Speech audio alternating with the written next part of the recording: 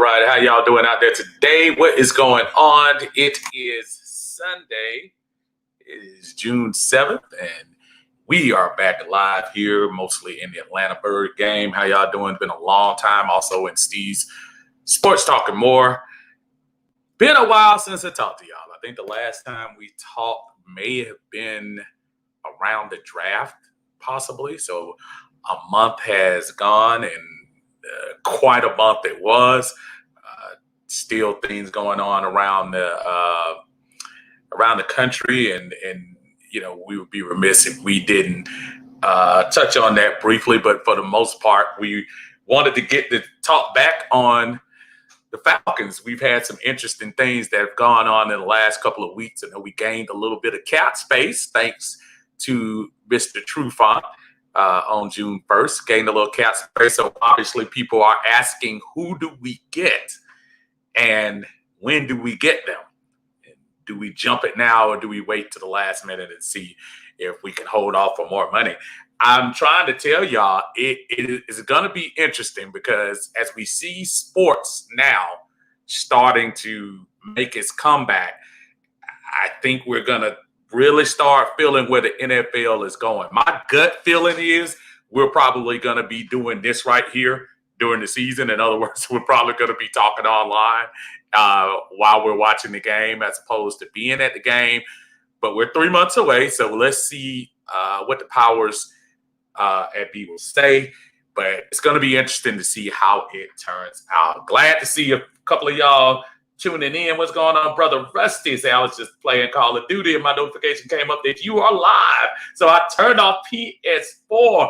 Let's talk about these pitches, brother. I am happy. And not that I would ever try to take you away from Call of Duty, because I know Call of Duty is popular with a lot of you guys. So more power to you. I'm more of a 2K man myself, but I got you. Gregory, what's going on? How you doing, brother? Got my Grady Jarrett jersey deep in the heart of Texas. You can take me out of the A, not the A out of B. Gregory, see now, okay, so let me explain what went down in the Johnson household. So Debo came today. I mean, not today. Deion Jones came this week. So Deion Jones is kind of morphing between myself and my son. My wife is getting Julio. She's getting the gradient one, the black that goes into the red. My daughter is getting the white one, and I believe is not Todd Gurley, Ridley. And then I'm getting Matt Ryan jersey. So that ought to be pretty cool to see when all those comes in. I cannot wait. Brother Tidy, how you doing, sir? And you know, I didn't see you yesterday, Tidy, and I probably missed you. I was at work. I know you said you were going to come on yesterday. I probably didn't. I don't know if you ever did. I always look forward to seeing the Red Cup Chronicles, but I did not see him yesterday. Brother Frank, how you doing, sir? Good to see you out there. Jaqual in the house. How y'all doing, man? Marcus, brother, any free agent pickups you would like to see if we had the money? My brother, guess what I was looking at right before I came on?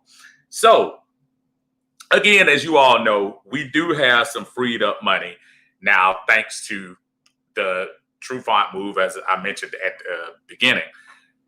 $10 million. Now, that's not a lot of money. And also keeping in mind, we do have to sign the rookie class. And I believe, if I remember the last conference call, Thomas Dimitroff said, I believe they said they need about $6 million for that.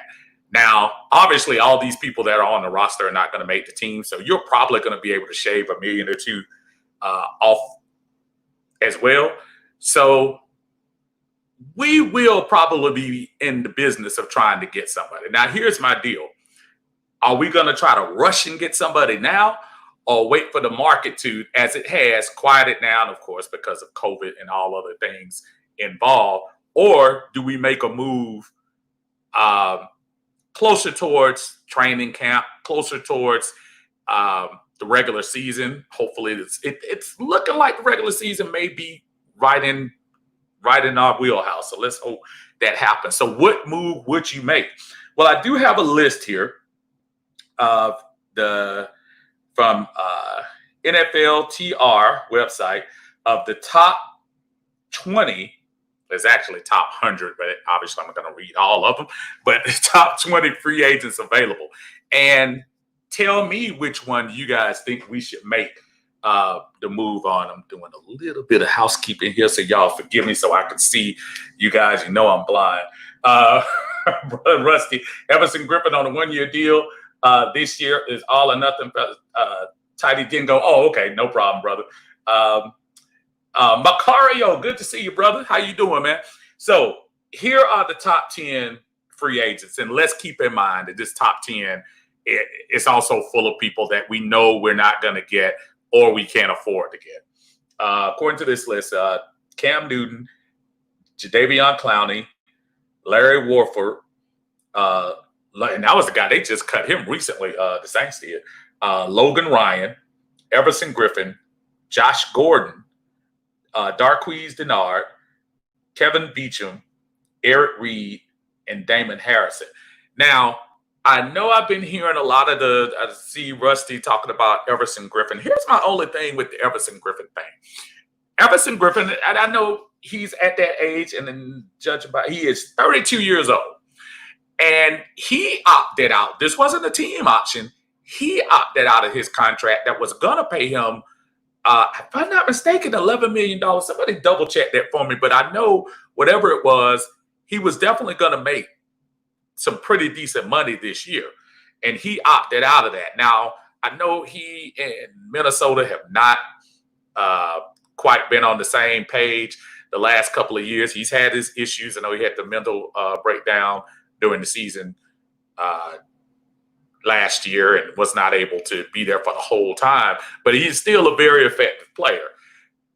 Do you invest a big amount of money in him for 1 year? I know I hear you rolling the dice, Rusty, but if I'm going to get Everson Griffin in his talents, I'm at least trying to get him for 2 or 3 years. I'm not sure that the Falcons are going to be going down that road with him. We could always use another DN, that's for sure. I think the person that's intriguing on this list is Logan Ryan. Now, that being said, I know Logan Ryan is probably not going to be in our money stratosphere unless his price comes way down. I don't think it is. But we have a young secondary. I've praised the secondary about all they did from the end of the year, the second half of the year, and the growth they showed between Oliver and Sheffield. KZ got a chance to work with them at the safety position. Rico was back in the house last year doing some things he does. And all of that is fine. But my back end, that secondary is young. And I would really like a veteran presence in that backfield with our number 1 pick now, A.J. Terrell, Sheffield, and Oliver. Those are some young cats. Now, it's happened. Remember, Seattle went out on a limb and went young with their secondary, and they were able to come back and 2 years later have one of the best defenses ever. But I do feel like it's imperative that we get some type of experience back there with those guys. You're going up against Tom Brady twice this year. I think we're going against Drew Brees this year. We'll get to that later on. We're going against New Orleans twice this year. And we have a pretty, it's a challenging little schedule we have. We're going to have to shore that secondary up. And in order to do that, I think you need to bring a veteran in here. Now, there are some other cornerbacks out there. I know Kirkpatrick from Cincinnati is still there. Tremont Williams from Green Bay. Now, he's a little older, so I'm not trying to get that old. But you need somebody with some experience to teach these young boys how to work back there in the back.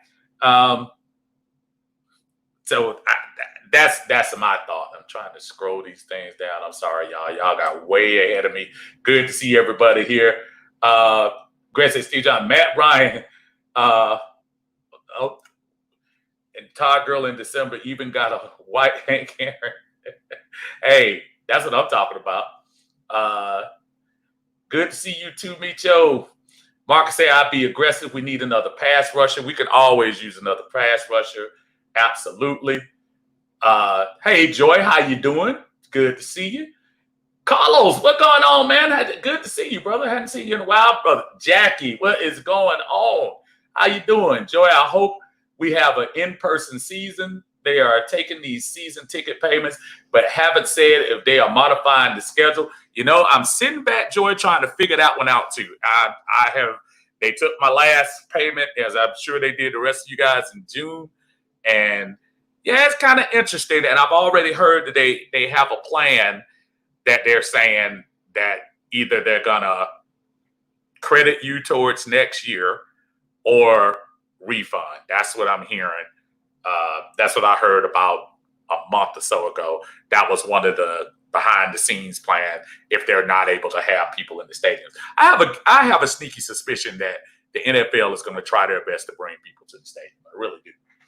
Lisa, what is going on, Lisa? How you doing? Hal, Cam or Cap? Probably. It's actually a very good question. For our team right now, and both of those are viable options. For our team right now, as much as I hate to say it, Hal, and this is not a cop-out, I don't think we need either distraction. I think you have Cam coming back home to Atlanta. Matt goes 2 for 6 in his second drive. And all of a sudden in Mercedes-Benz, you're talking about we want Cam. And I just don't think that's a good mix. And let's just face it, for right now, the Kaepernick thing, unless it's a team that needs a starting quarterback, see Chicago, who could be a quarterback away from winning, that would be a good position for him. I don't think Kaepernick would be good for us as a player here right now. Frank says Griffin or Ryan. See, I'm thinking along that same line, Frank, and I flip it backwards. Griffin would be nice. Let's see what his asking price is. Again, if somebody could look that up for me while I'm looking at my free agent list. When he opted out of that contract, he left some money on the table. It's not like he left a $2 million contract. He's trying to get paid. And I don't think you would opt out of a small contract. I'm sorry. You wouldn't opt out of a big contract unless you're trying to get somebody to get you for 3 years, $30 million. But as Jadeveon Clowney is finding out, these NFL owners, man, they're not going to be priced out. And add the unknown of the COVID effect now, all those folks who were trying to get big money, it ain't going to be there. Owners have to look out. Think about it. Owners not going to get that concession money this year. They're going to get that big TV money, which, trust me, will be more than sufficient to pay the players. But I don't think you're going to get that home run contract this year. So this is going to be interesting, Frank. I'm right along the lines with you as far as that is concerned.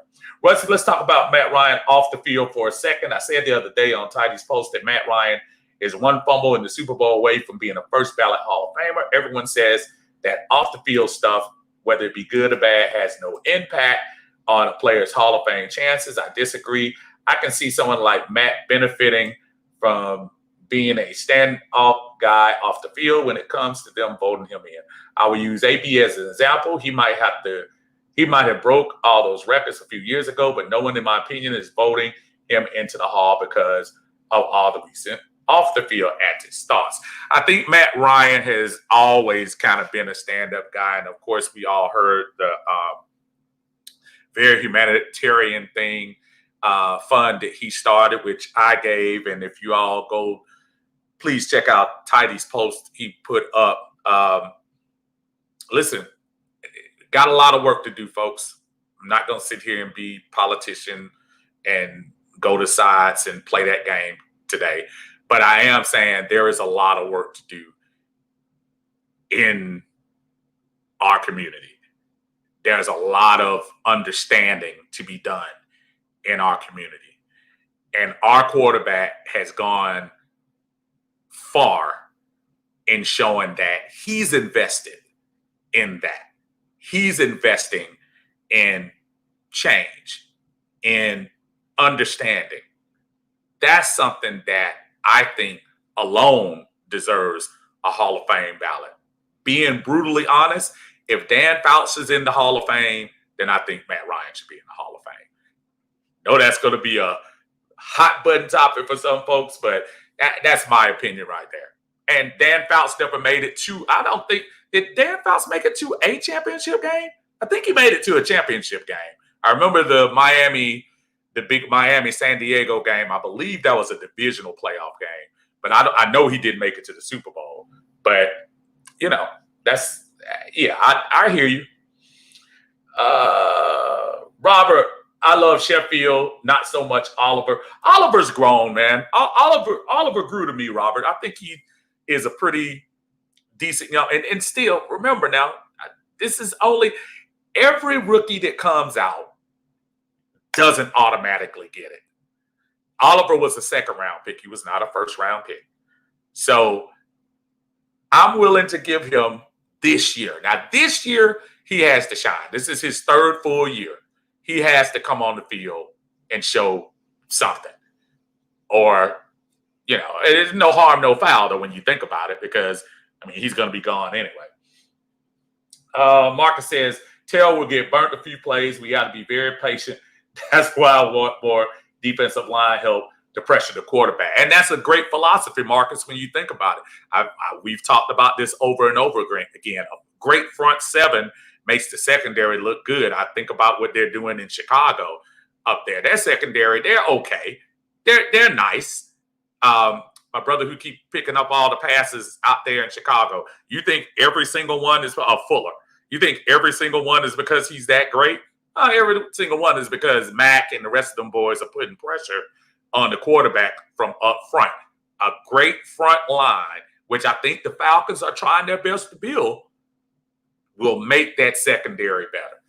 But I would have patience with Oliver. I know what you're saying, Robert, but Sheffield is definitely on the uptick as well. Jaqual says, being able to rush forward is what made Seattle's D great all those years, in my opinion. And also remember, Jaqual, don't forget, Seattle was moving in that right direction when they picked up Cliff Averill on the free agent from free agency. That's when that front four took a big step because the other guys were already there. But when they picked up Averill, that absolutely took them to another level as far as being able to rush forward and giving Chancellor, Thomas, and Sherman a chance to get experience and take those beatings that they did early on in the Legion of Boom's carnation. John says, more pass rushers. I hear you. Jaqual, if our pass rush is there, our secondary won't be far behind. I hear you. Joy says, interesting. James, what's up, brother James from Kentucky? Rise up, man. I haven't heard from you in a long time. John Harris is supposed to join me on here today. I don't know what's going on with my B Live. I don't know if you guys noticed I'm on an actual Facebook platform today, but I was trying to get him on to discuss some of this Falcon talk. Obviously, my link isn't working, but I'm working on it. If you see me doing something on the side, JR, that's what I'm doing. Jay says, fix the front end, build the D line first. Okay, I can hear you. But is that Everson Griffin investment, is that the move to do? Is that going to be the move? I was looking earlier at the other choices you have on here. You also have Marcel Darius from Jacksonville, still 30 years old. I know he had a good year, the championship year that Jacksonville should have beat New England that year. We've been down that road before. But other than that, there aren't a lot of D linemen. Timmy Jerkerson, who, at Florida State, obviously he was a monster. He played good with Philadelphia during their Super Bowl run and stuff. I've always still thought he was a little undersized myself to be on the defensive line, but he's available as well. So, yeah, defensive line is always going to be a better option in my opinion, but I still think you got to have one guy back there that can help these young guys get through these growing pains. And they're going to have some growing pains, folks. Lisa said, yeah, they let the United season tickets know that was the plan. That was what a season ticket holder told me. Yeah, and I think it makes sense, y'all, when you think about it. If we're not able to go into the stadium, I think that's fair. I don't think that's chipping anybody. They say they let you credit it toward next year or get your money back. I mean, that sounds good to me. Robert says, I'm wondering how Quinn can use Fowler. I say hands in the dirt, but I got a feeling he's going to use him like Beasley the last couple of years. He's horrible in pass coverage. Yeah, I don't want him dropping back. Remember, they started doing that with Vic the year after. Well, they were doing it a little bit during his second year. But once they start letting him fall back in coverage, I think he kind of hurt himself as far as that's concerned. And I also think that's probably where that shoulder injury came from. I don't think Vic was meant to go out there with those running backs or run out there with those tight ends like you would want him to. I think you put Fowler and keep his hand in the dirt and let him just go get the quarterback. Because we don't have that guy. We don't have the biggest threat on our defensive line before this year is Grady Jarrett, your defensive tackle. We have absolutely no teams do not fear us on the edge. And we have to put that fear into quarterbacks. With Breeze and Brady and Prescott on the schedule this year, we have to think about that. Russell Wilson, we have to think about that. Robert says, Matt is a Hall of Famer. Come on. I love and support the Falcons, but they have never done anything in the community. Not the community around the stadium, Alfreda and up 985, though. So Matt speaking out and donating is huge for this image and this team. I will say this, though, Robert. Arthur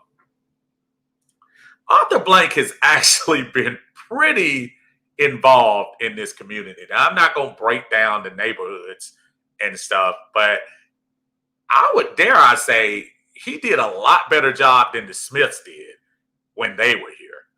And he goes out of his way. When you start thinking about even when the controversial stuff was going on with Kaepernick during that year, Arthur Blank was one of the first owners to come out and start talking about those things. You know, sometimes when people talk about things, that's one thing. But when you put your money behind it, and let's face it, folks, I know money doesn't, just because you have money and you just pay for something, I get it. You have the money to do that. But Arthur Blank doesn't have to do anything. Arthur Blank can go into a corner and say, y'all figure it out yourselves. But Arthur Blank has invested very much in this city. It's hard to read your tone with the words, but Arthur Blank is pretty involved in this community, no matter where you're from in Atlanta. John says, I think with the addition of Gurley, it will open up the play action and take some of the pressure off Julio. I'm definitely looking forward to see more from Gage. Augusta, Georgia rides up. Gage is somebody I was excited about even going into the season last year. And he showed up the second half, especially when Sanu left. I don't think we really missed Sanu. We did not miss Mohamed Sanu in that second half. I don't think it was anything that those other receivers couldn't do that Sanu did. I think Sanu was an outstanding Falcon, and he'll be one of those players that you go back in history and say, yeah, he wasn't Julio, he wasn't Roddy, but he filled a very good role for us. Yeah, it's going to be interesting to see how that. Lisa said we're okay with just UT. I got you. Anthony said, "What's going on, brother? I've been hearing Clay Matthews' name buzz around here for a while for pass rush. Now, if Clay wants to come, I would take Clay on a little small contract. That wouldn't be a bad idea. Clay is far from trying to get $5-6 million a year now. Even though he had a pretty decent run with the Rams, though he was pretty effective with them. But his Green Bay highlight days are over with. But I wouldn't mind bringing him in. He would be a good rotational person. We need a linebacker. We do need some more linebackers. We do. We drafted one, but we do need some linebackers. Tidy said, yeah, Blank has been very involved in the community. Robert, yes, I agree with you about that on Blank. Lisa, the Arthur Blank Foundation has been quite active in the city. Rusty, what are you doing with Neil? Yeah, he's just sitting in limbo right now. He's not under contract unless we pick up his fifth. Well, his option has already been picked up. It's a matter of if they don't bring him in. There's no, I mean, if they can still cut him, but he's already signed for his fifth year. They signed him up for his fifth year last year. So he's on the squad. He's on the team. He's on the roster. They picked up that option before he even got hurt last year. I'm sorry, y'all. Let me get that drink in here. King says, Ryan said Gurley doesn't have to be told twice what to do. I saw that same thing, King. And I thought that was kind of interesting. Is that a little shot at Devonta Freeman, Tidy? Is that a shot at Mr. Freeman that he was? I'm messing with my brother Tidy because I know that's his boy, but that's kind of interesting. And speaking of Freeman, man, Freeman has not, and I don't know if he still has the same representation, whether the Campbells are still doing his stuff or whatever. I just hope whatever Devonta did, I hope he spent his money well. I hope he saved his money, I should say. Because I don't think he's going to get the contract he thinks he's going to get. Seattle was giving you an opportunity to come up there with the stable of running backs they have. I know they stay hurt, but they were offering you an opportunity. You were going to go to basically a winning team, a team that's going to compete, and a team that, Seattle likes to run the ball. Everybody looks at Russell Wilson as being a great quarterback, and he is. But Seattle likes to run. So you're going to get your carries up there in Seattle. So it was interesting to me that he didn't try to take that contract. And then, I saw the little thing on Twitter where they were talking about Tampa Bay, and he replied something like, people are saying Tampa Bay in the media, but Tampa Bay hasn't reached out to him. So I think people are waiting. I think people are getting these young running backs. If you look in the draft, look at those running backs that were taken in the 4th, 5th, 6th round. The running back position is not that glory position anymore. I mean, we have a couple of elite running backs in the NFL, but it's not that galvanizing position anymore because it's pretty much basically a stable of running backs in most cases, with the exception of probably Henry in Tennessee, maybe Zeke in Dallas. Somebody can tell me another one. But not a lot of folks that need that one bell cow running back now. Andre, what's going on, man? Glad I caught you live and not after the fact. But what do you see our placement in the NFC South? I believe we can and will be number one. I got a big secret for y'all. We're about to win this NFC South. We're about to win the NFC South. And though we'll touch on the Breeze stuff in a little bit, I honestly didn't think that was much of a bother. Drew Brees, his best days are past him. Tom Brady, I think it's great for the division that he's here.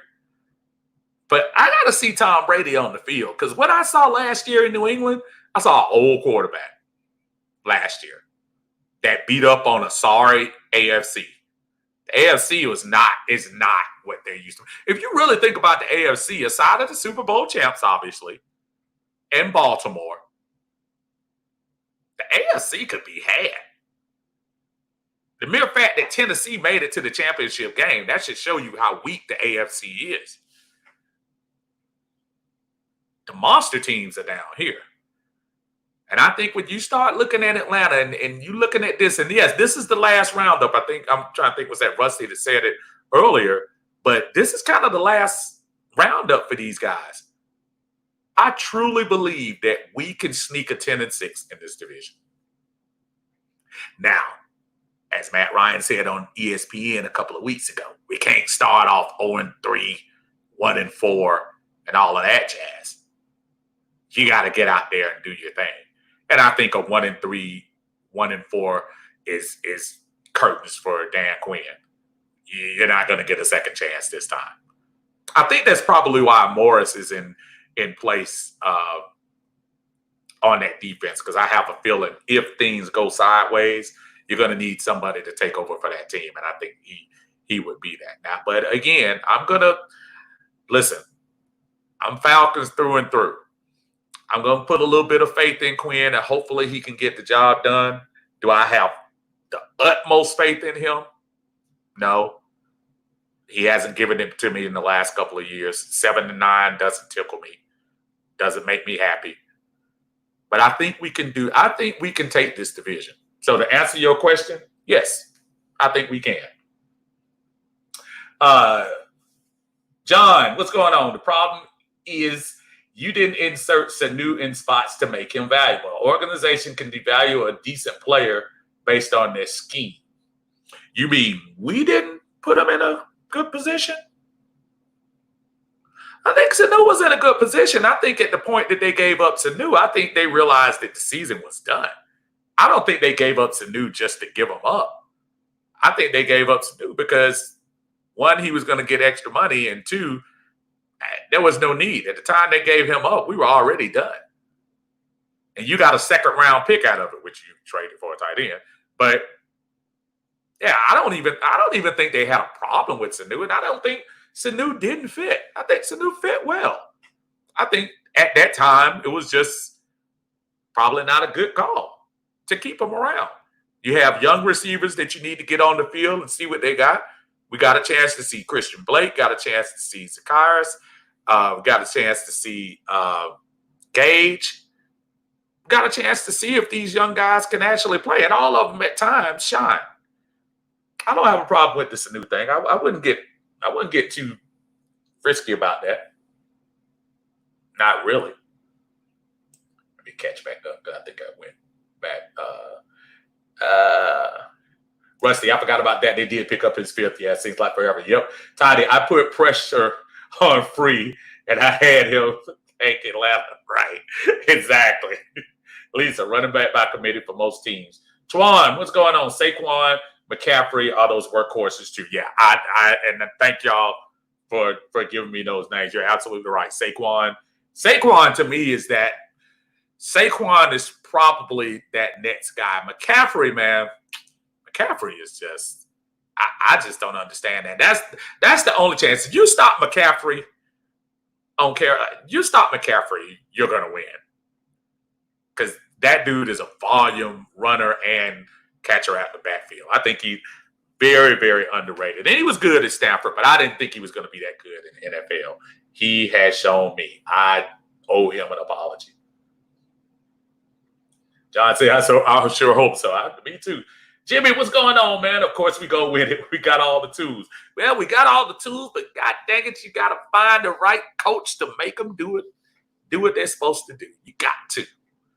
And this is the year that Ryan, Julio, Grady, and Debo have to exert their leadership, especially on defense. On defense, Grady and Debo have to rally that defense. The defense is going to be the key. I still think we can score some points. We showed last year at the end we could score some points. The defense has got to be there. It can't be just the Grady show. It can't. So, Fowler coming in, good move. Jury's still out on this secondary. Still need some help at linebacker. I like the idea about Clay. But we've got to show up, y'all. Got to. Lisa says, give me height. I am. Well, now that you start hearing talk about the NBA, you see soccer starting back, and, this sports is kind of slowly coming back. I know the United is probably going to get things rolling here again pretty soon. It's going to be, I can feel it. And I think this team has what it takes. I love the fact that no one is picking us any. I mean, now it's 7 playoff teams now in each conference now. But nobody's picking us to go to the playoffs. I like it like that. Keep it cool. Tampa Bay and New Orleans are going to dominate. Let them keep thinking that. Let them go. I think by the end of the year, the gauntlet with Brady, the 2 of the last 3 games of the year, I think Brady will be tired by then. I think Brady will be sitting over there with an oxygen mask talking about why didn't I stay in Foxborough. I think that's what's going to happen. Bruce Arians, great coach, a little overrated to me. He's better as an assistant. What has he really, really done? Except for the time he took over for my man for a little bit, Pagano. No. Let's see. Macario said, I thought Freeman was going to Seattle because that is our first game. I guess not. That was another thing I was thinking too, Macario. Because of that, I was thinking he was saying, yeah, of all the teams I want to show out, I want that season opener against my old team. I guess not. I guess he decided to do something else. Andre, not only do I see us winning the South, I see Ryan putting up 2016 numbers. I think Ryan can do it, man. I think this offensive line, they need to grow. Absolutely. They need to stop posting on Twitter and concentrate on blocking, folks. I think the offensive line has the ability to do some things. And I like the fact that we went out and got someone to take over for Mac when he is eventually getting ready to hang it up, I'm sure. I think Mac still probably has another year, possibly 2 left in him. But you need to start looking at that replacement pretty good. Good move by the Falcons to pick that up in the draft. But great call, Andre. I really think Matt has the opportunity to take us to those heights of what we did in 2016.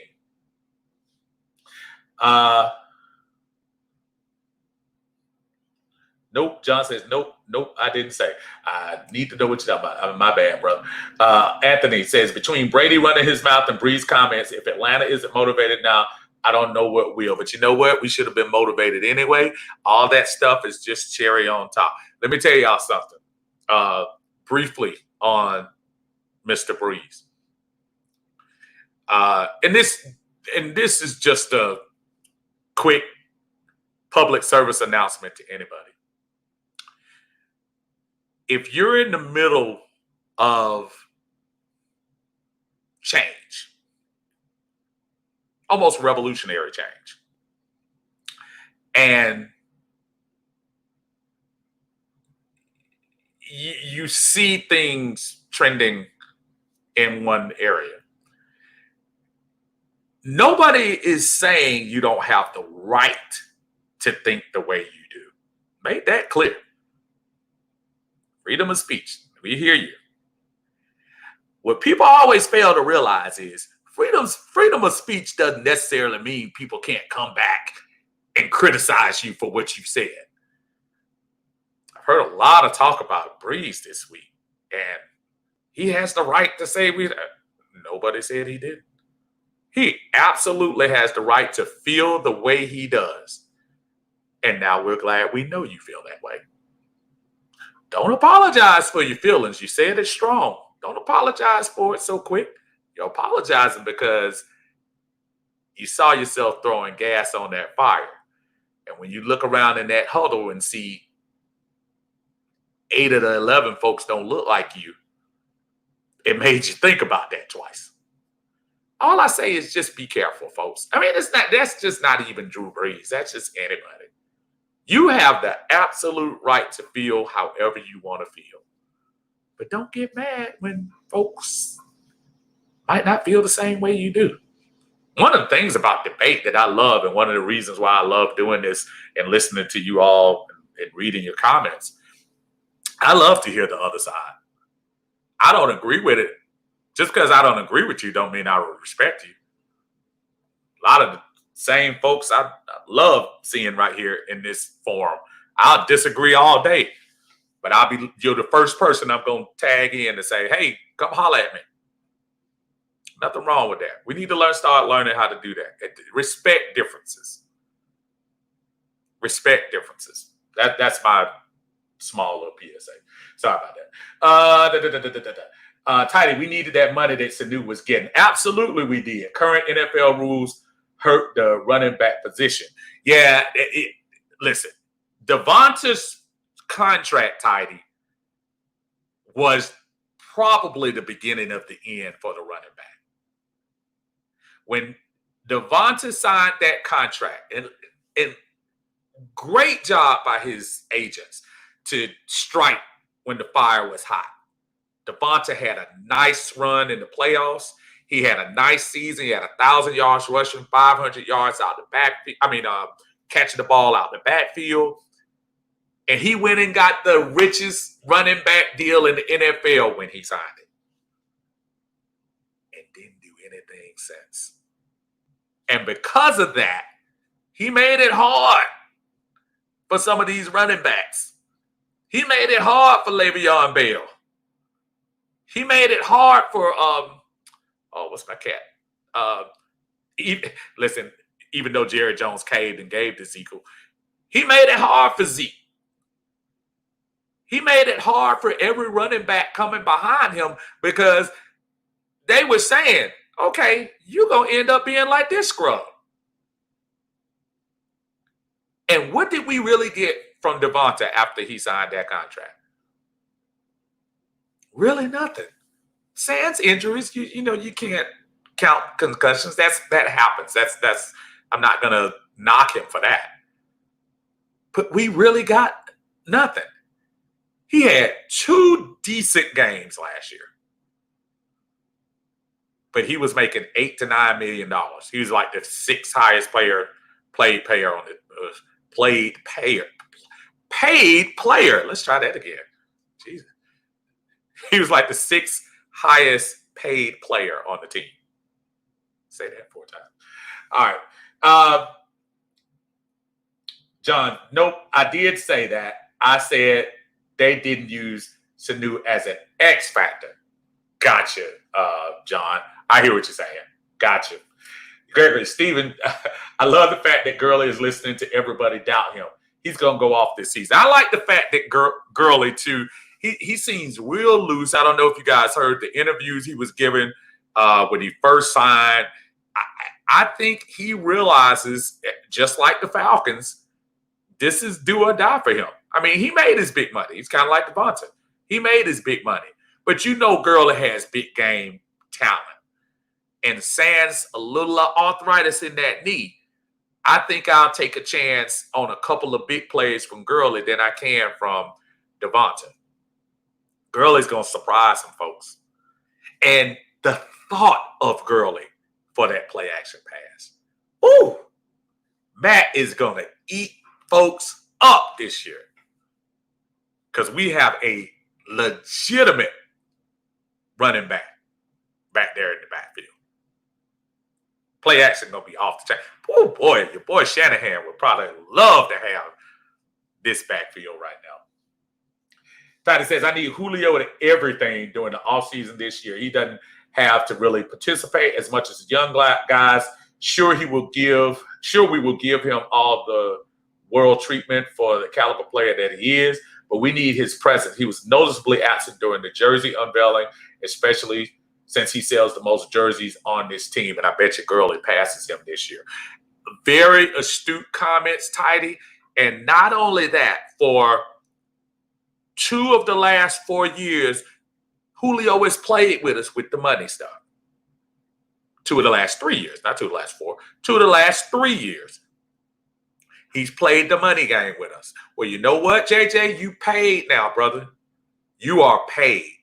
I need you to be a leader. To your point, I need you to step up.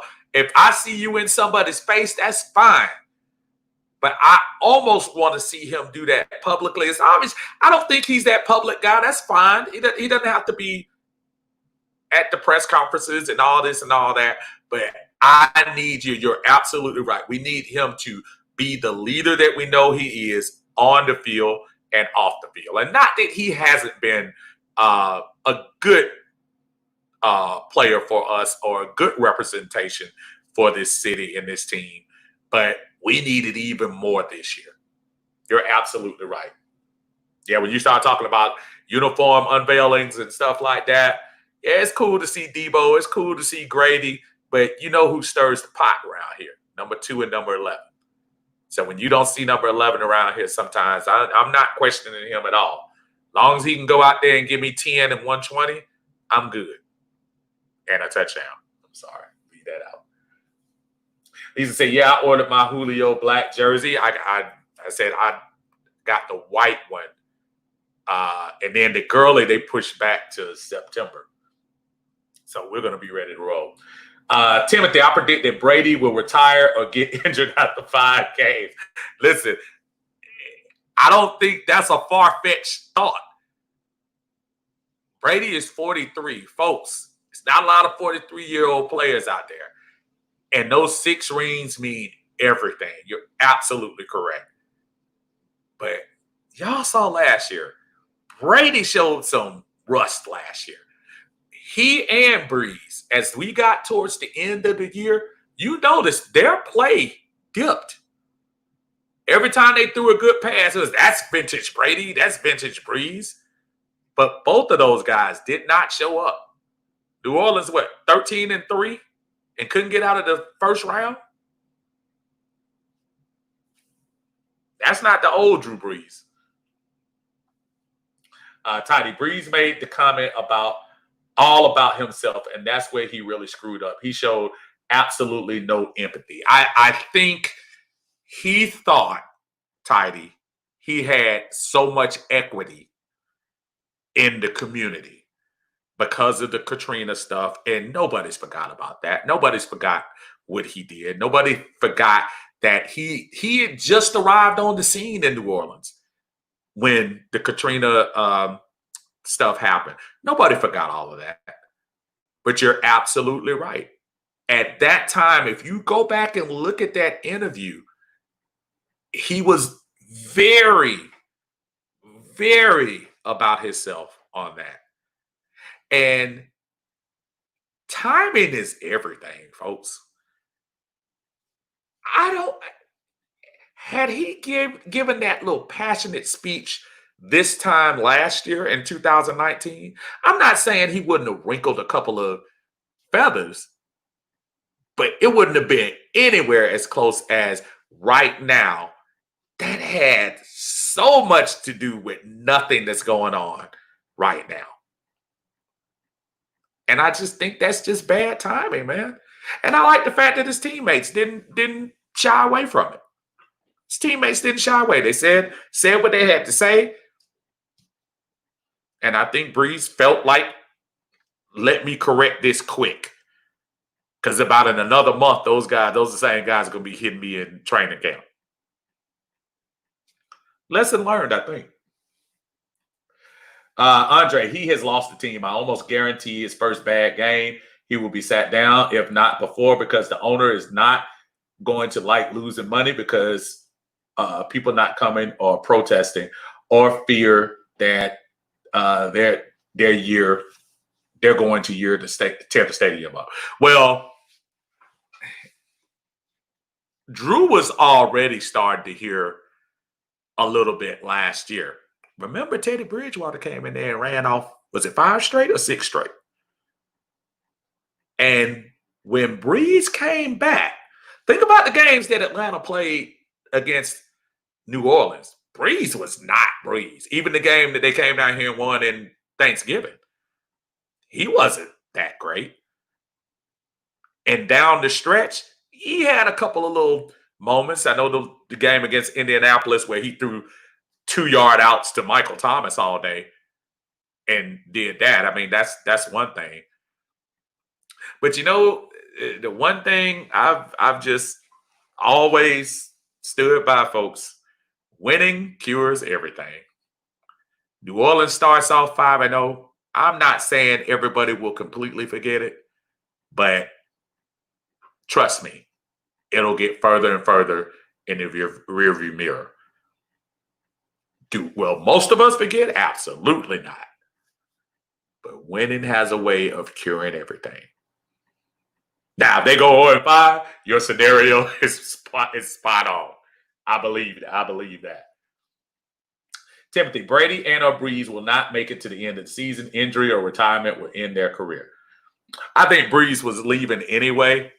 And I bet you Breeze probably, and who knows, Breeze might have had a brain fart and thought he already had retired. Because you can say that stuff when you retire. But all of that pregame chant, I bet you that ain't going to be happening this year. And it'll be interesting to see if they have him as a captain this year. That will be very interesting to see. Because players have to think about that kind of stuff. It's not to say that we can never forgive folks. You always forgive. All of us make mistakes. Every single one of us. But it will be interesting to see how his voice will be heard in that locker room this year. That was a major brain fart from him. Not because of what he believes, because of what he said, when his timing of saying it. I'm not going to listen. If you feel in your heart of hearts that's your deal, that's fine. And I really mean that. But I think it might not be the best thing to go on a team with 70 to 80% of minorities on the team who are already dealing with things beyond a freaking flag. I think it's the wrong time to bring that up. And again, I've always also been one of those people that, you know what? It's always good to know where people stand. And now we know.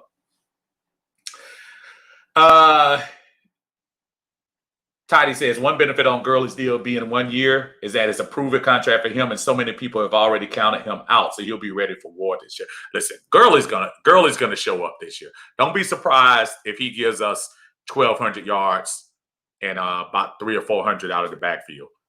I think he's going to be used to run. He's going to be used probably even more as a decoy this year than anything else. Think about it. You got two of the best receivers in the NFL. We have one of the best duos in the NFL right now in Ridley and Jones.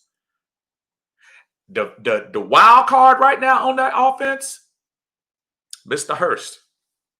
If Mr. Hurst can show any ability to give us 70 to 80% of what Hoop gave us, I think we're going to be in good shape. Stack says, Super Bowl for the Falcons. Stand tall, fans. I hear you, brother. I hear you. Andre, with the new weapons we have on the O, I need all the haters to keep that same energy when it comes to Ryan when he takes us to the Super Bowl, takes us and wins the Super Bowl. I hope so. Listen, I'm a big Ryan fan, so it's going to be hard for me to be partial, man. I think Ryan, part of what I was going to talk about today, but Obviously, I know we haven't talked in a long time. Part of what I was going to talk about is great moments in Falcons history. I know we did that last year, but I thought this would be a good time to return to that. It was about a year ago that we started talking about that stuff. And when you think about Matt Ryan's run in 2016, we all know how it ended. But you think about that run against Seattle, and you think about what he did to Green Bay, and you think about what he did to New England for 3 quarters. Matt Ryan had one of the best quarter playoff runs in history. Did it end like it should have? No. But people underestimate that cat, man. I hear my man saying no on the Hall of Fame. I hear you. There's a lot of Hall of Famers out there that hadn't won the Super Bowl. I know we get into that Super Bowl or bust. I got it. I feel that way too. But as an individual player, right now, he's the best player in this franchise history. Right now. At this second. Right now. Right now. Okay. Anthony, will Cutter tweet the play calling now that we have Gurley? Cutter used to like a lot of play action anyway. I think he's going to run the ball more. I think we'll run the ball more. I think Cutter likes to have a good running back in there. I really do. Tidy, it was surprising with Breeze being in the league as long as he has that he fell for the bait question, because that's all it was, the interviewer one. Tidy, I agree with you 100%. And that is what shocked me more than anything else. Dude, you should have had your deflectors on as soon as he asked that question. You should have totally steered left and say, yeah, I'm not going to get into all that right now, because right now my teammates, most of my teammates are hurting. Some of that stuff is sensitive or whatever. In other words, take a note out of our quarterback here. Says he sees his city hurting. I mean, take a page out of that. I was kind of shocked at that. If the one thing before this incident, I must admit, I've always respected Drew Brees for what he's done and what he continued to do in the community. It's a shame that this happened, but you have to be careful of your timing. And you have to be careful what you're speaking about at certain times in history. You do. Again, say whatever you want to say, but don't get mad. And the repercussions of your words come back to bite you.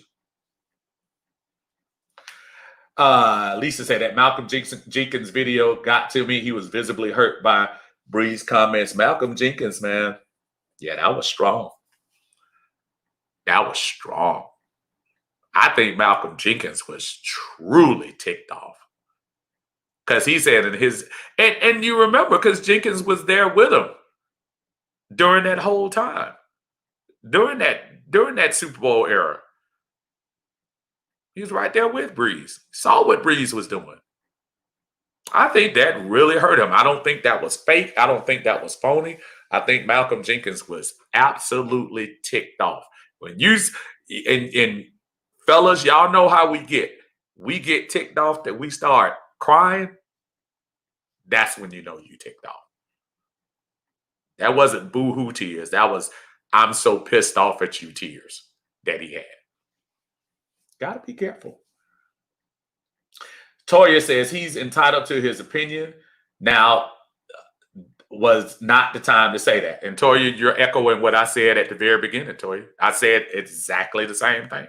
He can say whatever you want. You can say whatever you want to say. You can have feelings about,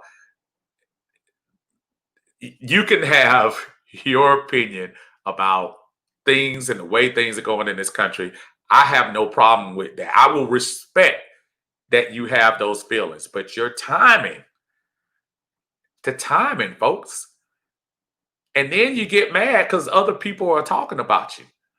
And then you want to get on the video talking about, look at my eyes. What am I looking at your eyes for? I looked at your eyes in the interview. Should have been looking at your eyes then. But you're right, Toya. Absolutely right. Since we talk about Breeze, let's go ahead and open that from can of food. Now, Fromm needs to be thanking Drew Brees for stealing the spotlight. Because had Drew Brees not put foot in mouth, Fromm's foot in mouth would have been bigger. I don't even know what to say about my boy. Now, and for those of you who remember last year, I was arguing down the Fromm versus Fields argument, not saying Fromm was better than Fields, but saying how Fields had to make that decision to leave and whatever. Now, all of a sudden, I don't know. Well, first of all, Fromm gets 2 thumbs down for having stupid friends that want to leak his text. Dude, you know you need to repick your friends. When your friends are taking your text messages. I mean, was he joking? I don't know. But whether he was or not, that wasn't a good look for him. And again, he's going to have to go through that court of public opinion like Breeze did. But more importantly, he'll have to go through that Buffalo Bills locker room and hopefully understand that, again, timing is everything. You got to be careful. You got to be careful, folks. Oh, Andre said, if Hurst can become Gonzalez, boy, what a year for us. Now, I don't think he's going to be Gonzalez, but I think if he can give us Hooper numbers, that's all you need from him. We have enough weapons to spread the stuff around. I don't need Hurst to do any more than 800 yards, 60 catches, and give me about 5 or 6 touchdowns. If he gives me that, that means everybody else is getting theirs. I don't need him to be Gonzalez. I need him to catch like Gonzalez. Matter of fact, I need him to look. We caught Gonzalez when he wasn't running. We caught Gonzalez when he was a possession receiver. Because I know if they had the yak yards for Gonzalez, when did you ever see Gonzalez catch the ball and run down the field? Not a lot. He didn't drop stuff though, so you got to give him credit on that. But I need him to be, I say, give me the 60 and 800. I'll be fine. Andre, speaking of great moments in Falcon history, I asked this in the group, but I want to know, who do you think has been the best running back duo for us? Mine was Duckett and Dunn. No way at all. Mr. William Andrews and Mr. Lynn Kane were by far the best running back duo in Atlanta history. Came close to becoming the first NFL duo to both run for 1,000 yards. And Lynn Kane gets lost back in that day, but Lynn Kane was a very nice Tevin Coleman-ish type runner who was very good. And obviously William Andrews is a Ring of Honor person for the Falcons, and he was great. But yeah, Dunn and Duckett were nice. William Andrews and Lynn Kane by far were a better duo. Macario, what was Caleb thinking? Yeah, see, here we go. It just rolls out. Now, that young man, listen, there was a little empathy towards him last year with the heart issue and stuff like that. So almost another case where you wanted to, feel a little sorry for him right before. But yeah, just another case of somebody who needed to go to that Herm Edwards class. Don't press in. Be careful. It's going to take him a while to undo that. He's got to go to those huddles. He's got to go back to that training camp and that training facility. Just be careful, folks. Nobody said that freedom of speech is can't cost you public opinion. And Breeze and Fromm and McGarry are finding out the hard way. What's the guy up in Denver, the coach? There's no racism. There isn't that much racism in the NFL. You know, that's probably, even though I got the nature of what he was saying, wrong timing for that.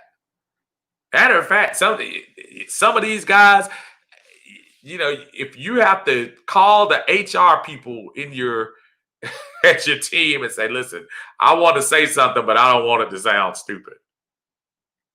Use that approach. I think there are a lot of people out there that just need to learn when to speak and when not to speak. I don't know.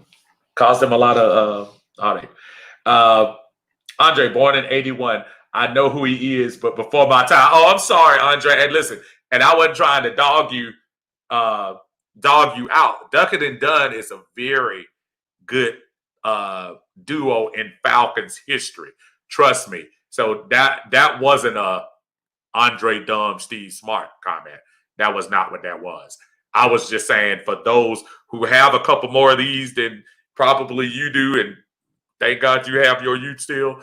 But yeah, if you, they don't keep a lot of films like that anymore. But boy, if you look at some of that stuff that William Andrews, and I had the opportunity to go to those games as a youngster to see him, dude, he was the closest. When people talk about Marshawn Lynch and how he runs, William Andrews had a lot of that in him, with the exception that Lynch probably had a little bit more lateral to him. William Andrews used to run straight at you. As far as Lynn Kane was concerned, again, the closest comparison I can probably give is Tevin Coleman. He could definitely shoot up the middle for 20 or 30 on you, but he also caught the ball out the backfield. That was one of the best offenses Atlanta had when we started talking about history. 2016 with Matt Ryan, Julio Jones, Mohamed Sanu, Devonta Freeman, Tevin Coleman, Austin Hooper. That was a formidable offense. Some of you may not remember these names, but when you go back to that offense with Steve Bartkowski, William Andrews, Lynn Kane, Alfred Jenkins, Alfred Jackson, Junior Miller at tight end, who for a couple of years, Junior was all that. I mean, that was a very formidable. And at that time, when every quarterback wasn't throwing for 4,000 yards, too. Steve Bartkowski put up big numbers on a couple of those teams from 78 to like 81. He put up some huge numbers, like mid 3,000s. And back then, mid 3,000s was a big deal. It's probably the equivalent to like 4,500 now. But that offense, boy, that was all that. Anthony says, who will win the third wide receiver spot, Gage or Treadwell? You know, it's interesting that the Treadwell thing kind of came out of nowhere. I think Gage is going to be here, but I'm sure they didn't bring Treadwell in here for anything. Another LSU guy. We love our LSU folks.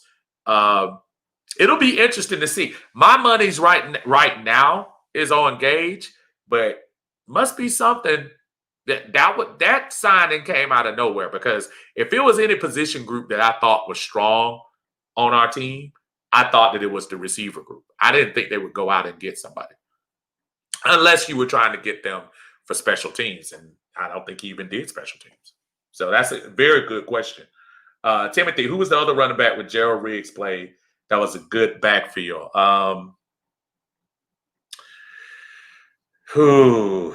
Gerald Riggs. And I know he talked. Gerald Riggs did most of the heavy lifting on that team.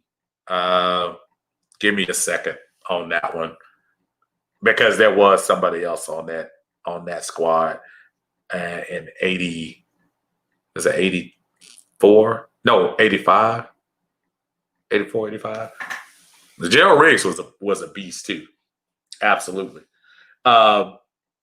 Jimmy says Gage with a slight margin. I think listen, I think we're going to be fine at the wide receiver position. My biggest thing right now is making sure that this defense on day one is ready to put some pressure on this quarterback. Right now, our defensive line is lining up as what? Grady and Davison in the middle, you would say. Follow on one side, Tack on the other side. Tack, listen, you can delete your Twitter and unfriend the Falcons all you want to. You don't show up this year, you'll be like Vic Beasley trying to find a team. And I'll say this, Vic Beasley actually got more money than I thought he would. I thought Vic Beasley would be in one of those 1-year positions too, but Vic got paid a little bit. So just let you know, you have an athletic defensive end, you can make some hay. And then the guy we got from Miami, that's going to be an interesting call to see how he ends up on the team too, how he ends up in the rotation. I think Dante Fowler is going to be somebody that's going to surprise folks too, because Dante Fowler has always played. Whether it be Jacksonville, whether it be the Rams, he's always played. So I will be very excited to see. I think he has the potential, and notwithstanding Beasley's great year, the Super Bowl year, when he led the team in sacks. But I have a feeling that Fowler has John Abraham type impact that he can have on this team. I really do. So if we can keep him healthy and just get him a dance partner on the other side. Maybe Tack won't talk to anybody. He still ain't cut his dreads, has he yet? Has he? Told us he was going to cut his dreads if he didn't get double-digit sacks or something. But if we can get Tack just to show up, give us a little bit, I think we'll be fine. Keith Treadwell, not from LSU, Ole Miss. I apologize, brother. And you know what? And I think I knew that. Sorry about that. Anthony Moss, did Vic get a 1-year deal? No, I'm pretty sure it was a multi-year deal. And I'm looking up now because I had it. I actually had it right here. I'm pretty sure it was a multi-year deal he signed. And oh no, it was a 1-year deal. I'm sorry. 1-year deal with Tennessee. But it was, how much was it? $9 million? How much was it? Got to see how much it was. It was 1 year. Sorry about that. Andre, who is the one person you want or think we need just to make our defense top 5 on paper? Because clearly we won't know until the season. We need another either defensive tackle or defensive end.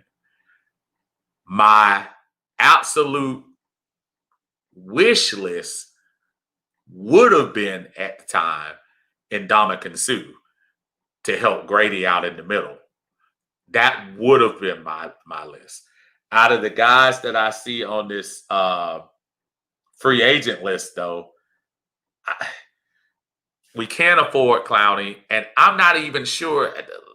Listen, Clowney is good, but for a number 1 overall pick, I still think it's a lot to be demanded from Clowney when you think about it.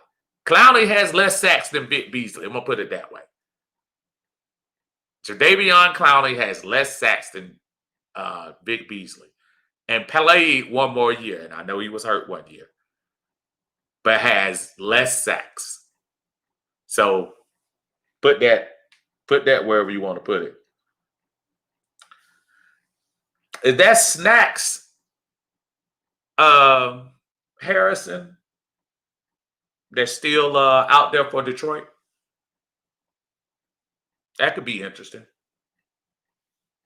Anthony, he got 9 million. I thought he did. I thought he did. Brandon, we need a veteran defensive back. I said that earlier, Brandon. Brandon, what's going on, brother? At the very beginning, that's the first thing I said, Brandon. We need a veteran defensive back to help those young guys out. Timothy, was it Dunn that played with Riggs? No, Dunn was way down the line. Dunn was in the 2000s. Riggs was in the late 80s, early 90s. Man, what's going on, Perry? I knew you would make it in here after work. How you doing, brother? All we've been talking about is moves the Falcons have made, things we're looking for as far as free agency. Who do we think we should pick up now that we've cleared a little bit of space on that cap? We were the 31st as far as cap room. We were number 31. Now we moved all the way up to 22 as far as cap space, not adding on the rookie class that we have to sign. But we're looking in pretty good shape. That's all we've been talking about, brother. I hope you had a great day at work. Keith, people say we're going to have a bad year. I bet the difference seems lately we have had a tough schedule. When we have a tough schedule, we win the NFC South. And Keith, I like it when people don't pick us. The Super Bowl year, people didn't even have us in the stratosphere. Carolina was going to dominate. New Orleans was going to dominate. And it turned out to be Atlanta and Tampa Bay that actually ended up having the great years that year. I think this is going to be one of those years. The big hype over Tampa Bay, to me, is still unwarranted. I think they have two of the best receivers, and they might have the best wide receiver tandem, even though I know New Orleans just signed my man from Denver, which is pretty tight. The wide receivers in the NFC South are off the chain. So I think that'll end up canceling each other out. I think this year the Falcons are just going to be that much better. The only team that kind of scares me, the only team that I think will truly give us fits, and they always do, are the Saints. I'm not drinking the Kool-Aid for Tampa Bay. I'm not. I think Brady is legendary. Can't stand him for what he did to us. But I think at 43 years old, I'm not drinking the Kool-Aid that he's just going to automatically show up in Tampa and they're going to end up in the Super Bowl next year. I'm not buying it. He could bring Gronk. He can bring Willie McGinnis. He can bring Troy Brown. He can bring all the old New England people he wants to. I still don't think that's a good fit. And I'm waiting for Tampa Bay to get rid of another one of their tight ends so we can swoop them up. Brandon says Clowney would be a beast in that run game. Plus, you have to account for him. And the thing is, though, Brandon, that $10 million, man, we'll have to make some serious. Now, if you didn't end up signing Neal, or not signing Neal, if you don't end up keeping Neal due to injury, that could be something you could think about. But that's going to be a high price. And you're already paying double-digit salaries to Julio, Matt, Grady, even though I don't think Deion's coming to effect this year. Fowler, you're paying a lot of money out. I'm not sure if Clowney, even for 1 year, I'm not sure. If I'm going to invest in him, I'm going to invest in somebody that's I know will give me some good time. Derek, ATL played two tight end offense when Riggs was there after Andrews left. Because Riggs ran the ball quite a bit. I know he had 300 carries at least once or twice. But he didn't even reach his plateau until he went to the Redskins after that. So, Arizona State, right? I think it was Arizona State. I could be wrong. Been wrong a couple of times today. We'll make sure. Tevin said it was Andrews that was the greatest backfield in 1987. I hear you. 1987, that might have been a little late, though. Andrews, he got hurt. Once he got hurt, his best years were the early 80s. Yeah, once we got to the late 80s, he was nowhere near what he was. I think he had maybe one more year, but now his best years were absolutely like the early 80s, more than it was 87. Perry's at work was great too. How about Clay Matthews? We mentioned Clay Matthews, Perry. He's somebody to think about. Try to see how much money he's talking about getting though. What kind of money he would be looking at. Andre, I would hire Spoon just to sit on the sideline and hype the defense up, get them fired up. Man, I miss Spoon. Wish I could have made it to the dome and heard every scream. Spoon and Willie Moe had that Missouri injury bug on them. Both of those players, when they were healthy, were actually pretty dang on good. Both of them.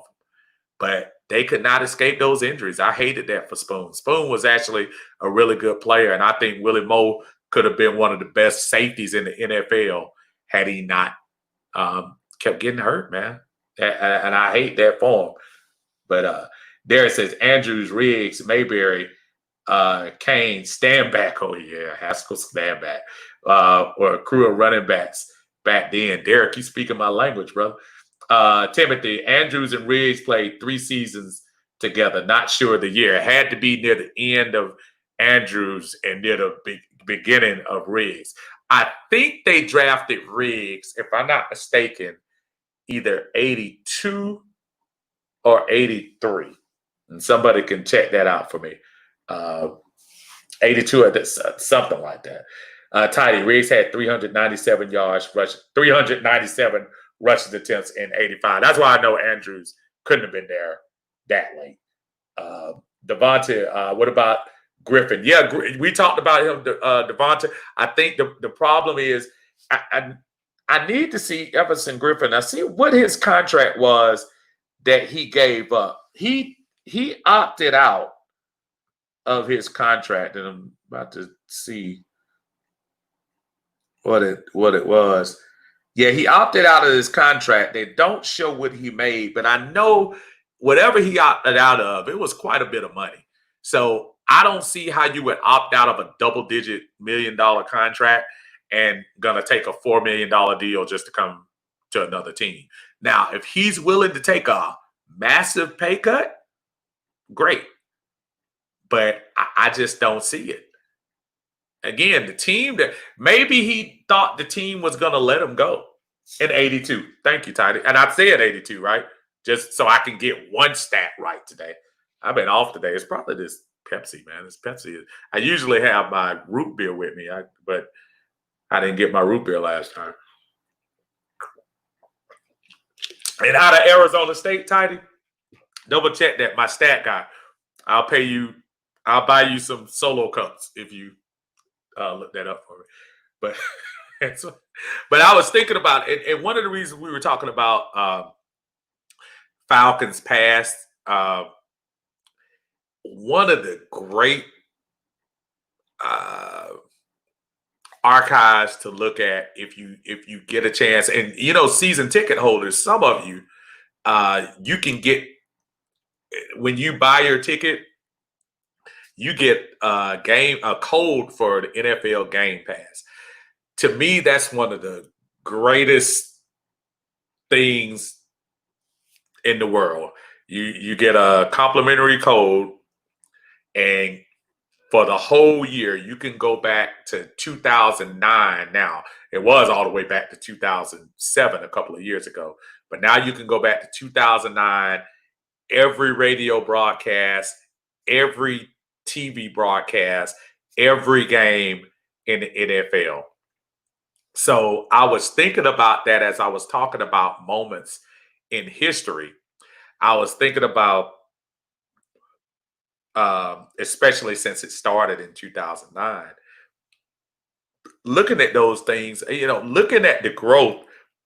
I was looking at the games with Matt Ryan, the game he won his second year when the New York Jets was supposed to have the most dominating defense, and he went up to New York and won. the 2010 season, which everyone keeps forgetting about because it ended so horribly to Green Bay. But the Falcons were 13-3 that year, and that was one of those smoke and mirror years. But nevertheless, Matt was 13-3. The next year followed up, not as great of a year, but still ended up going 10-6. Still ended up making the playoffs, losing to the Giants in that debacle. Was it 24-2 game or whatever it was? Another division and number one seed in 2012. Just the games that year, the get the F off the field game against Carolina, the last minute win against Baltimore, the playoff win against Seattle. So when you start thinking about some of these memories that we have in the Falcons, yeah, would we love to have that ultimate memory, walking off the field with the confetti at the end of the season with the Lombardi Trophy? Absolutely. But, we had some pretty good moments. So what was your absolute number one moment so far as an Atlanta Falcons fan? And I think I've already said this before, and that was that very last game in the Georgia Dome when Julio took that pass and took it 73 yards down the field and scored that touchdown next to the Matt Ryan run, which the Matt Ryan run, that place, you could have probably torn up that place that day. That stadium was shaking. If you were there, you know what I was talking about. That whole game, that was shaking. That Seattle game before that. Really, the San Francisco game back in 2012, when Julio caught the second touchdown in the very first play of the second quarter in the championship game against San Francisco. When he caught that second touchdown in the corner of the end zone, again, rattling in that stadium. Did we have memories after that game? No, but just those moments that they were able to win. Atlanta coming back to beat Green Bay the same year that Green Bay came back and beat us in the playoffs, but beating Aaron Rodgers on the last second field goal that year. Just a lot of memories. Just what are you guys' memories? But yeah, that NFL pass, man, that is all that, man. Raiders after the tidy Atlanta don't drink Pepsi. No, okay, well, let me tell you what happened though. Because usually my Diet Coke, and my Sprite are usually on sale, but they weren't on sale. So Pepsi was on sale this year. You're right. I my bad. I'm messing up my allegiance. Derek, how do you think our O-line will do this year? I think our O-line is going to be great. I think our O-line is going to grow from last year. We're younger. Still got to figure out that other guard position. Still got to figure out Carpenter or Brown, and whoever makes it, the other one might have to go. But I think we're gonna be much better. They showed they were a little better last year. Matt wasn't eating as much ground as he was. Perry, what do you think about Matt saying girl is showing out? Does this mean he's healthy? I don't know if it means he's healthy. I think it means that Matt is happy to have a bona fide superstar running back in his backfield. The closest he's come is when he had Michael Turner. And this is not knocking what Devonta did in 2016, but this is a bona fide, the other defensive guys will have a play for Gurley, will have a design for Gurley. He has never had that. And I think Matt is looking at all the opportunities that he's going to have with that option in his backfield. Tyson, Arizona State. I thought he was. Okay. All right. I get one. Lisa, I love NFL Game Pass. I always rewatch our win. Lisa, the other day I was lit. And what you can do with NFL Pass, you can listen to the radio. West Durham might be, to me, one of the best radio guys. Yeah, I love Steve Holman for the Hawks. Don't get me wrong. But Wes, man, Wes, I can listen to Wes Durham call a game, and I like Georgia Tech at the time, and dude, something about him setting the atmosphere for a football game to me. Arch, I'm like, Arch is all right, but Wes Durham, man, and you can listen to every single radio replay back to 2009. So yeah, Lisa, that's some awesome stuff.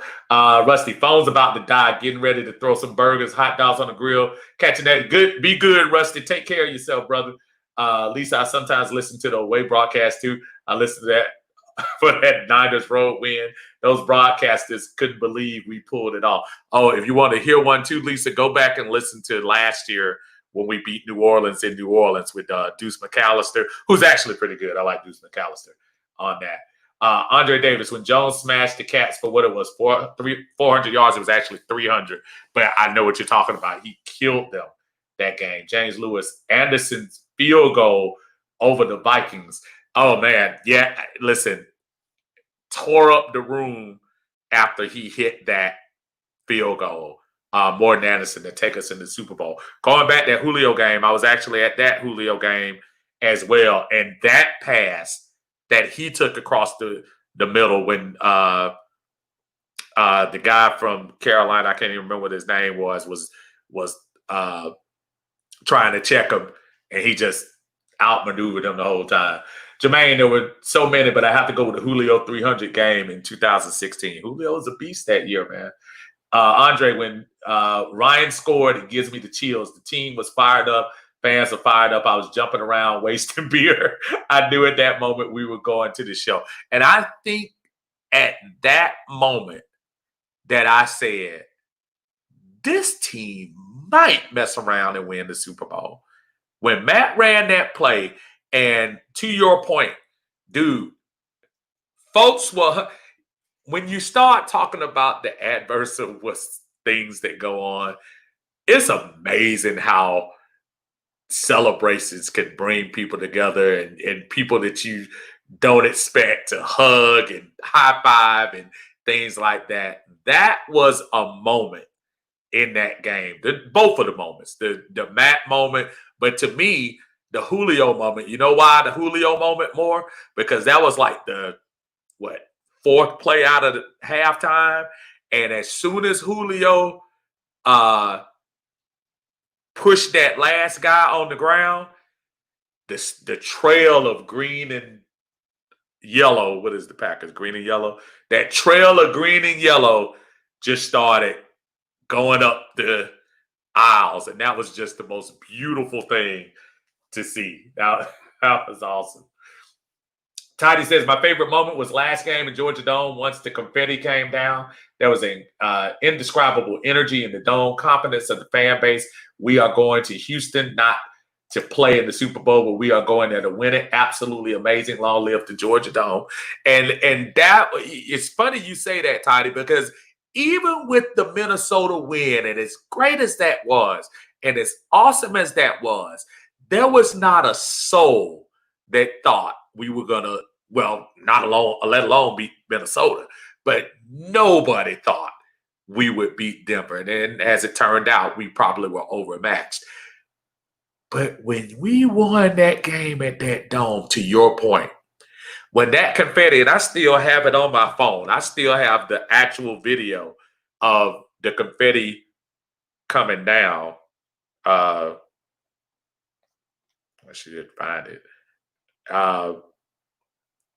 Just to show y'all that I'm not faking. Yeah. Okay. I'm going to show y'all. So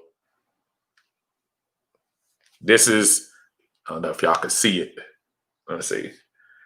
That's a picture of the confetti coming down.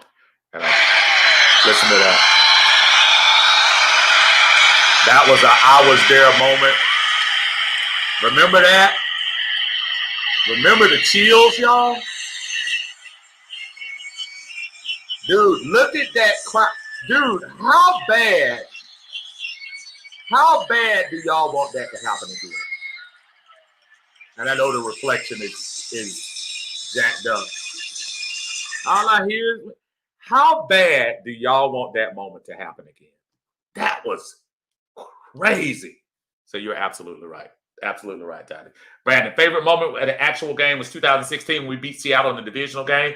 Best Falcons game I ever attended. Brandon, the moment of that game to me, we had a couple of moments, but boy, when Russell Wilson fell back for that safety, because we were behind at that time, and he fell back for that safety, that was another moment that just explosion.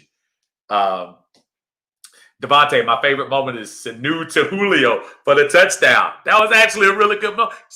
And a lot of people will say Sanu threw that better than Matt, but we'll leave that for another day. Absolutely great moment. Gregory, Steve Gurley is definitely going to shine. He has never played with a receiving core of this caliber, and that's going to be something too. Again, the options, folks. The options on this team are going to be amazing next year. They really are. It's going to be really good. Perry, 1998 Dirty Birds game-winning field goal in Minnesota to go to the Super Bowl. Matt Ryan's first TD pass, throw to Jenkins. I knew we had a quarterback, and that was amazing too. I remember that game when he threw that touchdown to Michael Jenkins. I said, "Oh yeah!" And I also remember that was the year. And that was before security was like it was. Coming off of the Bobby Petrino, when they right after the draft, and I still have it over on my walls and stuff. I got a chance to get Matt Ryan, Sam Baker, I know, Mud Duck, McClure, Michael Jenkins. It was somebody else. Who else was on that team? It was. I got so many autographs that year, but before that was the year that Matt went to the playoffs the first year. So that was awesome. Mike Vick run against Minnesota in the game is about. Oh my God. I can watch those two guys run into each other for Minnesota. And if you ever go back, go look on YouTube because they have it. That was when Jeff Hullinger and Jeff Van Note were doing the games. If you listen real close, when Hullinger is calling the call and Mike Vick goes through and outruns those guys to the end, in the very back of the sound, you hear this in the background. And they said, like, Hullinger was like, they gave each other a high five, and Jeff Van Note fell out of his chair when they did that play. But you'll hear it distinct. Go back and look at it's on YouTube. Go back and look, say Falcons call for a miracle win in Minnesota. Go back and look at that. That was a great moment. Lisa, Luke Kuechly climbed the with Julio. I was at that game too. And that was the Panthers undefeated. And Cam was dabbing all the way to the Super Bowl, but not quite all the way. And Julio went up and got that pass and had the wherewithal to land on his feet, turn around. And it's not like, I know Luke Kuechly's not a cornerback, but I tell you what, though, he gave a really good effort, but Julio gave a better effort. Absolutely great call. Jermaine says another one. Ryan first game, first pass, TD pass. To Michael Jenkins. Anthony, favorite moment was the blowout game in 2014 versus the Bucks. That the game, the definition of fire all seven 56-14. That was the game. I think it was 42-0 at halftime. I'm pretty sure it's 42-0. I'm pretty sure. Double check that for me. But yes, I remember that game well too. Jermaine, I can't stand to see Brady and Elway face because of those Super Bowls.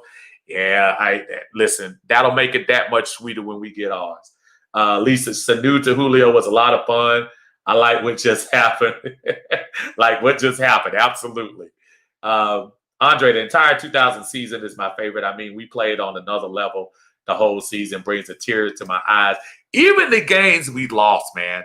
That San Diego game that we had no business losing, the Tampa Bay game at the beginning of the year that we shouldn't have lost. We avenged that eventually. I mean, and the Kansas City pick 2. All of those games that we should have lost, and those are home games too, if I think. No, I know Tampa was home. Kansas City was home. I'm pretty sure San Diego was home too. All those games we had no business losing. You think about those 3 games alone, because I think Tampa and San Diego went to overtime, right? And the Kansas City game, that just, go, Mike Vick, go. Yep, that was the call.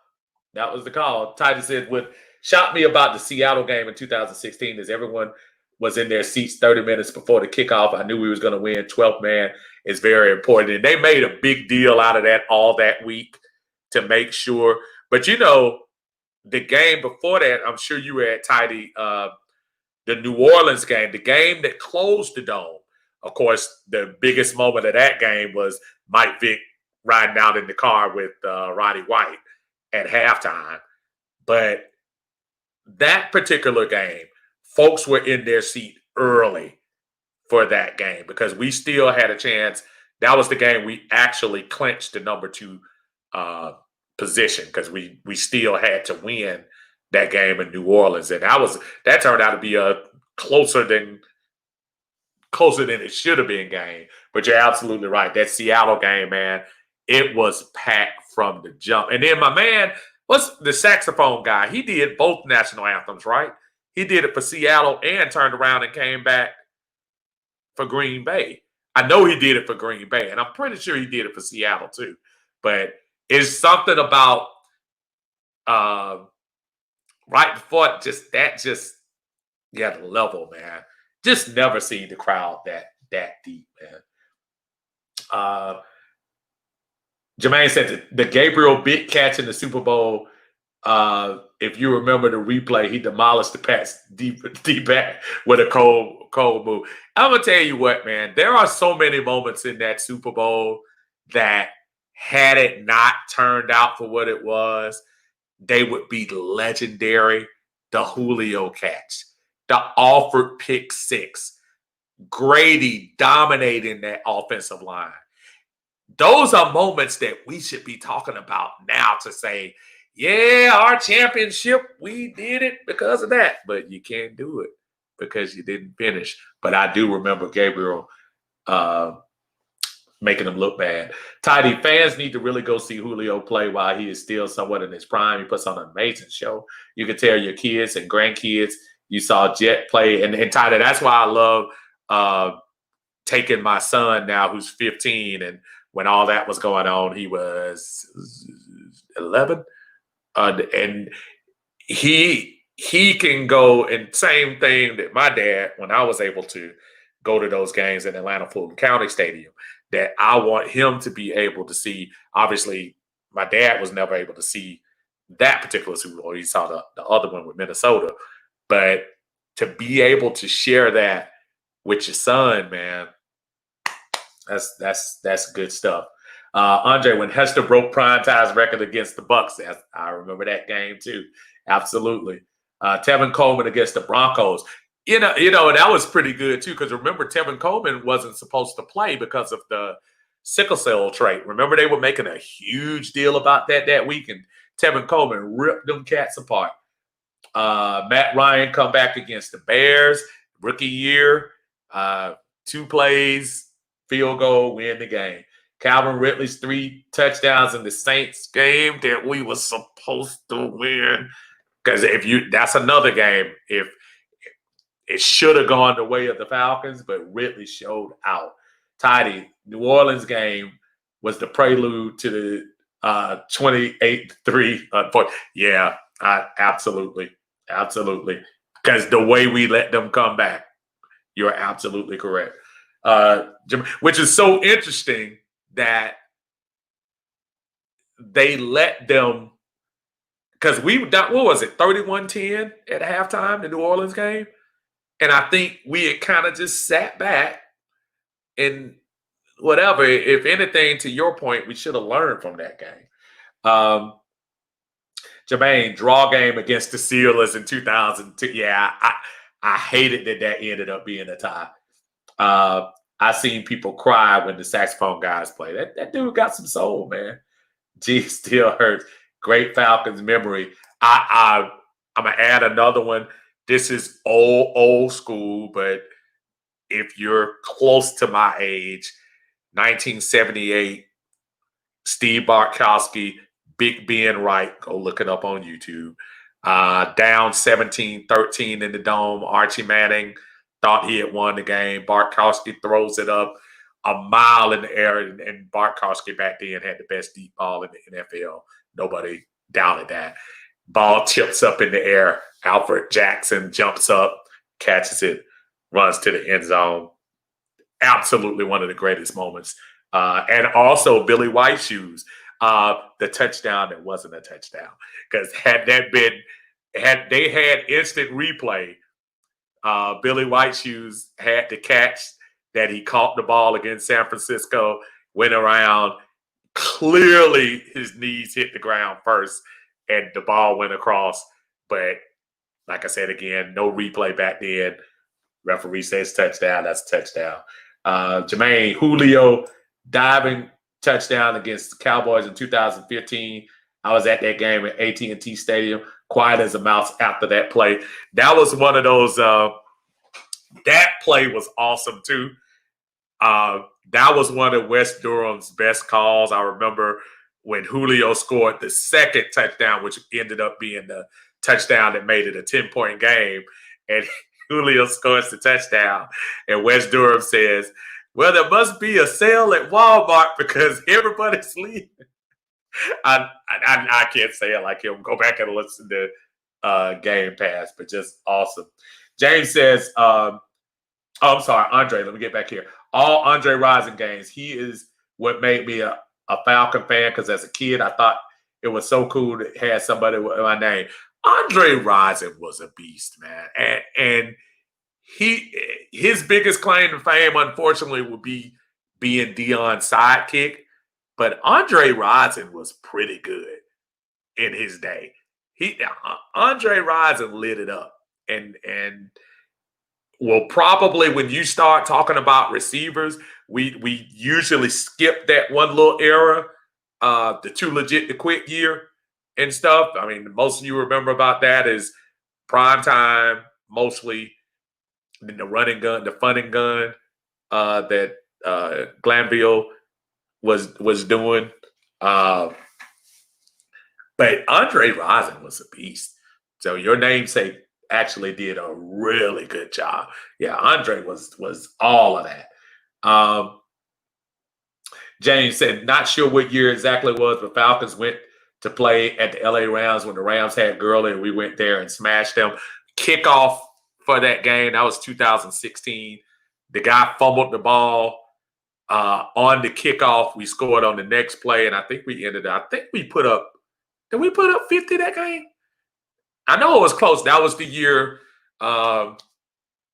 Beasley had the big kahuna where he got the strip sack, fumble recovery, and the touchdown. A lot of people don't do that a lot, but he ended up doing that game. Tidy, speaking of Hail Marys, don't forget Billy Joe Tolliver to Mike Haynes to win us Super Bowl at the time against the 49ers. Billy Joe Tolliver, boy, you forgot all about, but that was his play of the year. I mean, of his career. Absolutely. Boy. That was the only time you heard from him. Who else did he play for? He went on the did he play for Houston before he came over here? I forgot who he played for before we got here, but I do remember that. Perry, Deion, and Andre fight. Absolutely.